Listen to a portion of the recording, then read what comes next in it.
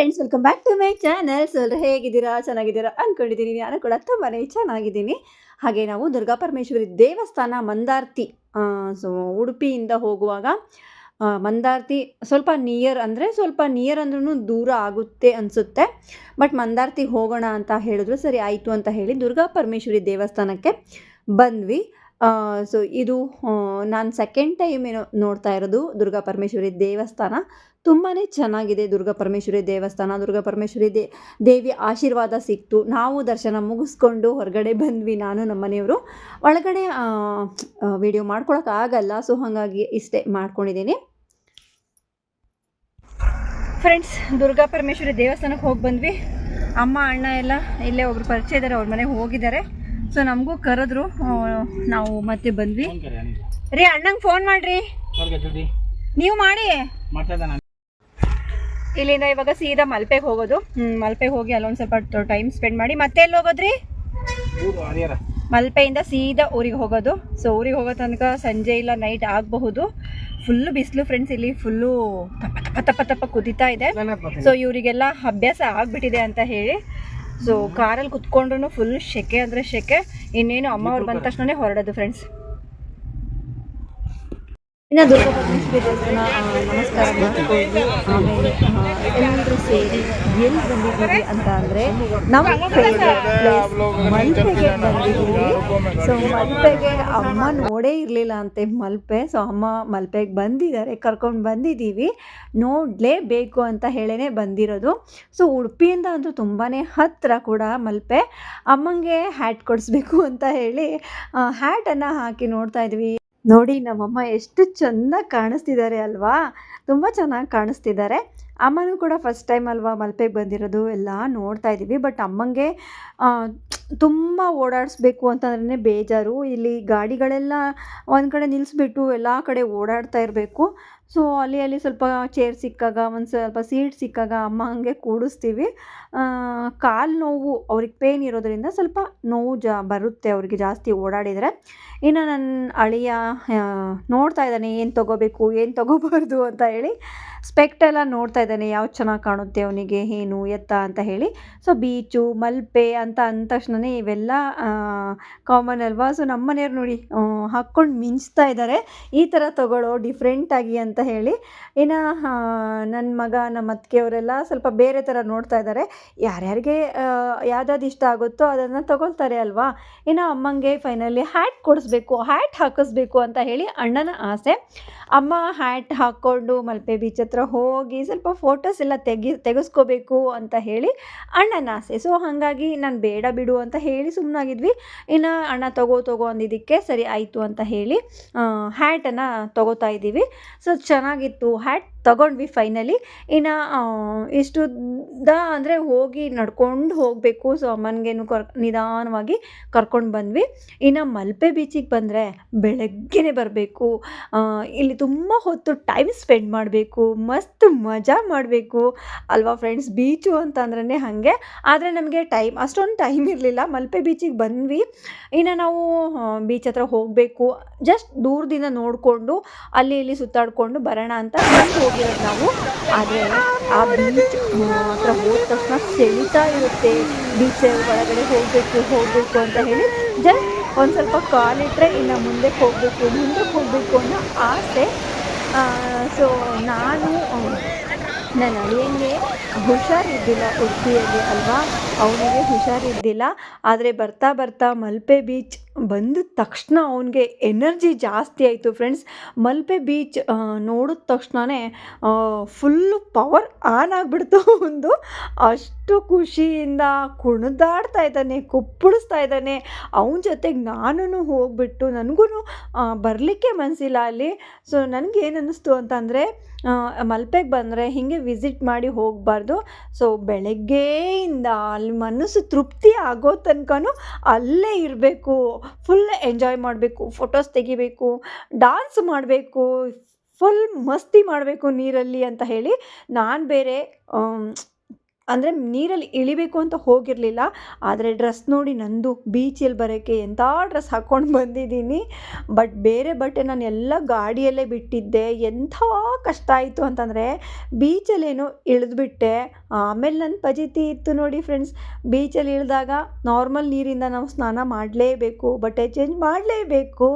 But ಅದೆಲ್ಲ ಯೋಚನೆನೇ ಬಂದಿಲ್ಲ ನನಗೆ. ಸಿಕ್ಕಾಪಟ್ಟೆ ಎಂಜಾಯ್ ಮಾಡಿದೆ ನಾನು. ನಮ್ಮ ಅತ್ತಿಗೆ, ಅಣ್ಣ, ಅಮ್ಮ ಎಲ್ಲ ಕೂತ್ಕೊಂಡು ನೋಡ್ತಾ ಇದ್ರು ಅವರು.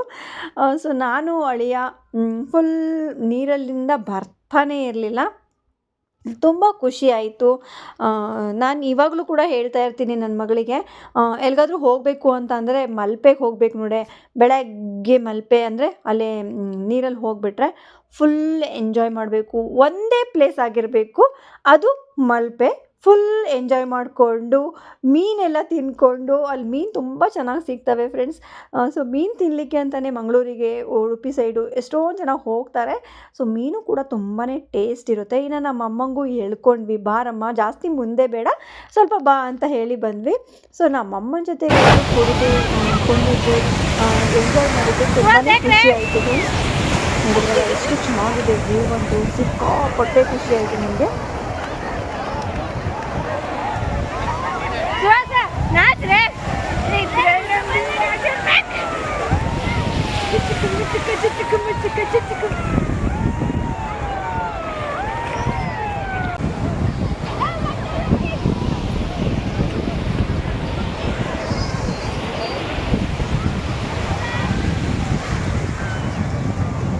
Super experience friends.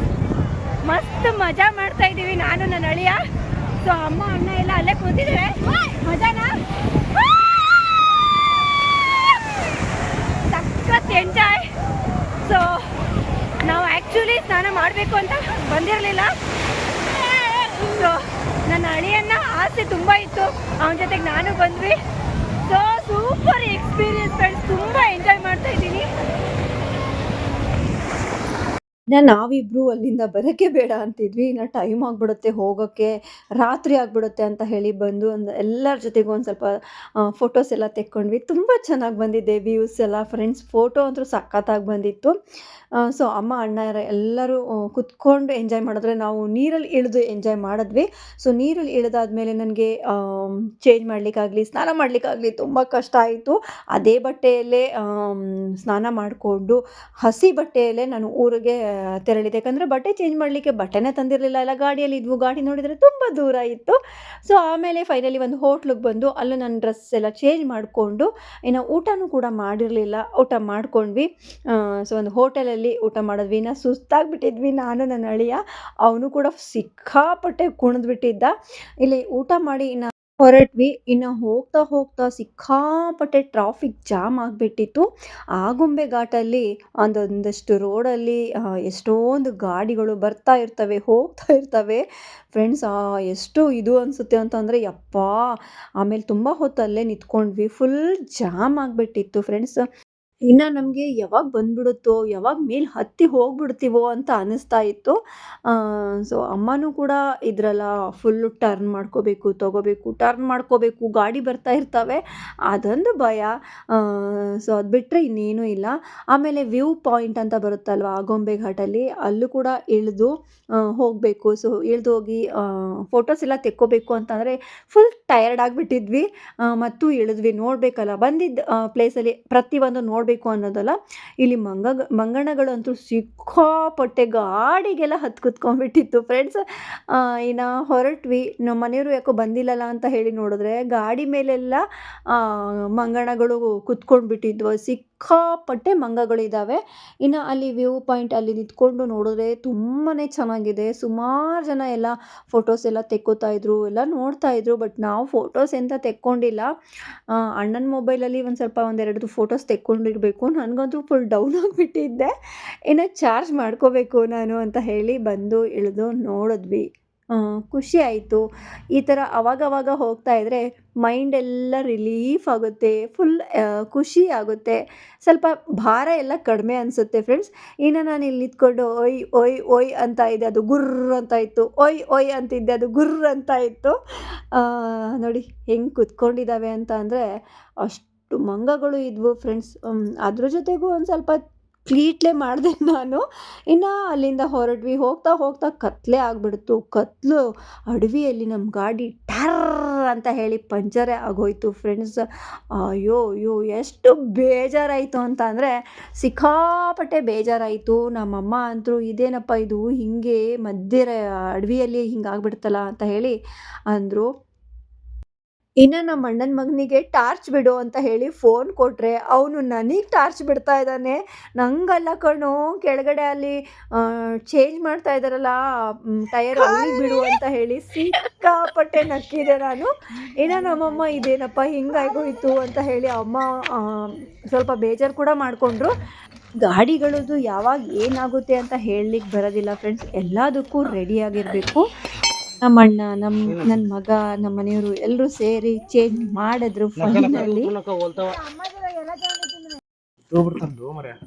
ಆಯ್ತಾ? ಓಕೆ, ಆಯ್ತೇನು ರಾಹುಲ್? ಆಯ್ತಾ? ಆಯ್ತಮ್ಮ.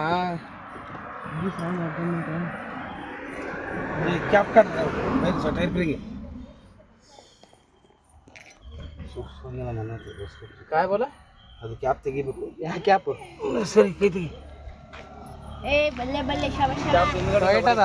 ಹಿಂದ್ಗಡೆಯಿಂದ ಹೊಡಿ, ಹೇಳ್ತೀನಿ. ಇದಕ್ಕೆ ಹೊಡಿ, ಹಿಂದ್ಗಡೆಯಿಂದ ಹೊಡಿ, ಹಿಂದ್ಗಡೆಯಿಂದ ಬಿಡು. ಅದಕ್ಕೆ ಹಾಕೋ, ಅದಕ್ಕೆ ಹಾಕ್ತಾ ನಾವು ಬೇಗ ಊರು ತಲುಪ್ತಾ ಇದ್ವಿ. ಬಟ್ ಇಲ್ಲೇ ನಮಗೆ ಲೇಟ್ ಆಗಿ ಹೋಯಿತು. ಏನೂ ಮಾಡೋಕ್ಕಾಗಲ್ಲ ಅಲ್ವಾ, ಯಾವಾಗ ಏನಾಗುತ್ತೋ ಏನಾಗಲ್ವೋ. ಸೊ ಮನುಷ್ಯರದೇ ಹೇಳೋಕ್ಕಾಗಲ್ಲ, ಇನ್ನು ಗಾಡಿಗೆ ಬ್ಲೇಮ್ ಮಾಡಿದ್ರೆ ಹೇಗೆ ಅಲ್ವಾ. ನಮ್ಮ ಮನೆಯವ್ರ ಗಾಡಿ ಏನಾದರೂ ಹೇಳೋಕ್ಕೆ ಹೋದರೆ ಅವ್ರಿಗೆ ಗಾಡಿಗೆ ಏನೂ ಹೇಳಬಾರ್ದು. ಸೊ ಮನುಷ್ಯರೇ ನೆಟ್ಟಗಿರಲ್ಲ, ಇನ್ನು ಗಾಡಿಗೆ ಹೇಗೆ ಹೇಳ್ತೀಯ ನೀನು ಅಂತ ಹೇಳಿ ಕೂಗಾಡ್ಕೋತಾರೆ. ಸೊ ಫುಲ್ ನಾವು ನೈಟ್ ಮನೆಗೆ ಹೋದ್ವಿ. ನೆಕ್ಸ್ಟ್ ನನಗೆ ವಿಡಿಯೋ ಕೂಡ ಜಾಸ್ತಿ ಮಾಡ್ಕೊಳಕ್ಕಾಗಿಲ್ಲ. ಸೊ ಈ ಟ್ರಿಪ್ ಅಂತೂ ಸಿಕ್ಕಾಪಟ್ಟೆ ಎಂಜಾಯ್ ಮಾಡಿದ್ವಿ. ಅದರಲ್ಲಿ ಮಲ್ಪೆಯಲ್ಲಿ ಅಂತೂ ಸಿಕ್ಕಾಪಟ್ಟೆ ಎಂಜಾಯ್ ಮಾಡಿದ್ವಿ. ಸೊ ಇದಾಗಿತ್ತು ನನ್ನ ಈ ವಿಡಿಯೋ.